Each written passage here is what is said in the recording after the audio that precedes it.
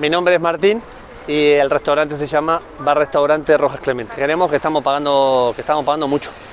Más que nada porque el horario, nosotros tenemos un horario que empezamos a trabajar a las 5 de la mañana, que abrimos a las 8 hasta las 5 de la tarde. Sí que han venido de muchos sitios, me han dicho sí, te ahorras 100 euros, te ahorras 200, te regalamos esto, te regalamos lo otro, pero no te termina de convencer. Al ser esto energía renovable, está el ayuntamiento por medio y todo, nos pareció algo más serio. Ha sido sencillo, nos ha bajado, por ejemplo, la potencia en ciertas horas y todo, bueno, eso relacionado, que se ajuste bien al horario nuestro.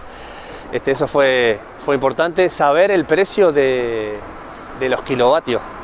Eso es una cosa que aprendí, el precio real de lo que pagamos, alto y bajo, que también me sirvió de ayuda para contrarrestar con gente que luego me quiso venir a vender cosas.